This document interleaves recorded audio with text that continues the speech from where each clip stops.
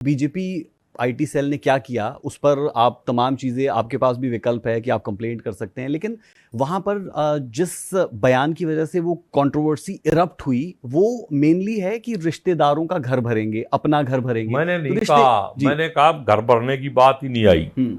वो आप अपना घर तो भरेंगे ही, ये लास्ट में कहा है आपने। मैंने कहा भी फिर उसके बाद अपना घर का मतलब संद हल्के का भी करेंगे, बाहर वालों का भी करेंगे।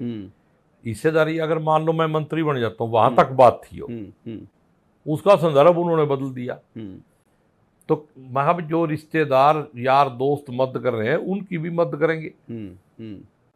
पूरे कांग्रेस के कार्यकर्ता बाहर से आ रहे हैं, कांग्रेस के ही आदमी है, तो कौन नहीं करता है। लेकिन अगर उसका वो जो मतलब वो निकाल रहे हैं वो मतलब ना था और ना कभी होगा और ना लोग उसको मानेंगे। तो कांग्रेस इसका मतलब क्या निकाल रही है सर? मैं ये आपसे कांग्रेस मेरे कोई बात नहीं हुई।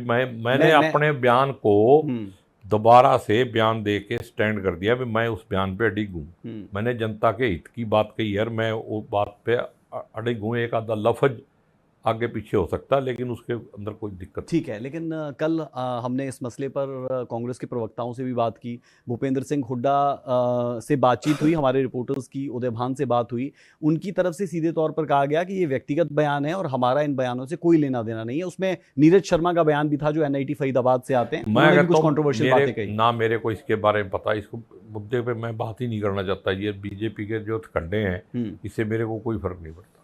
ठीक है सर, मैं एक लास्ट सवाल इससे जुड़ा पूछ रहा हूं क्योंकि आप कह रहे हैं कि आप बात नहीं करना चाह रहे, लेकिन 1 घंटे का डिबेट होता है और अलग अलग चैनल्स पर इसे लेकर डिबेट हुआ और उसमें पहला जवाब कांग्रेस प्रवक्ता का ये था कि हम इस तरीके के नीरज शर्मा के और शमशेर गोगी के बयान से खुद को अलग करते हैं और ये अगर उन्होंने बयान दिया है तो ये बहुत शर्मनाक है। और भी मैं उसमें ऐड कर देता हूं जो उनके लफ्ज थे, अगर आप कहेंगे मैं आपको दिखा भी दूंगा। उनकी तरफ से ये तक कहा गया कि जनता उन्हें खुद जवाब दे देगी। इन बातों पर आप क्या कहेंगे सर? मैंने कुछ नहीं कहना इस पे। ठीक है। और मैं लफ्ज उसमें है ही नहीं, आप पूरी वीडियो सुनो।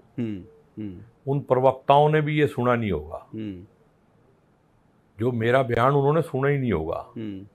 मैंने ये थोड़ी कहा हम कहा, मैंने हम अपना घर, हम तो संध है, हल्का ही मेरा घर है। वो जो बयान देने वाले हैं उससे मेरा कोई वो नहीं है। ठीक है सर, आपका बयान तो हो गया। नीरज शर्मा का बयान अगर आपने सुना होगा मैंने सुना नहीं ना, मेरे पास उसे लेकर दरअसल हुआ क्या कि हिस्सेदारी शब्द आपके में आ गया, कोटा शब्द उन्होंने इस्तेमाल कर लिया। उन्होंने कह दिया कि 50 वोटें दीजिए, एक सरकारी नौकरी लीजिए, एक विधानसभा को यानी अपनी एनआईटी फरीदाबाद को 2000 सरकारी नौकरियां मिलेगी, 2 लाख सरकारी नौकरियां हरियाणा को दी जाएगी और 2000 जो सरकारी नौकरियां हैं वो एक विधानसभा को मिलेगी। वहां से इरप्ट और ज्यादा ये हो गया सर।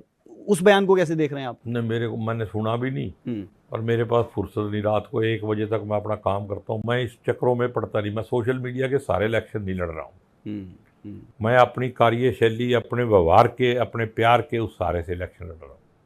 तो सर जो बयान आपका वायरल भी हुआ, कहीं लोगों में डेंट तो नहीं पड़ जाएगा उसका? ये डर तो नहीं है आपको?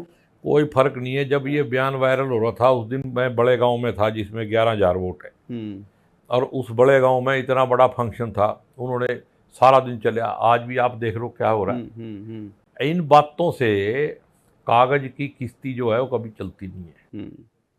तो आपको रिस्पांस किस तरीके का मिल रहा है लोगों का? और इस बयान के बाद खास तौर पर? इस बयान के बाद कुछ भी नहीं है, फर्क ही नहीं है। अभी मंडी में था मैं, सबसे पढ़ी लिखी बरादरी, आप देखो पूरी मंडी मेरे साथ।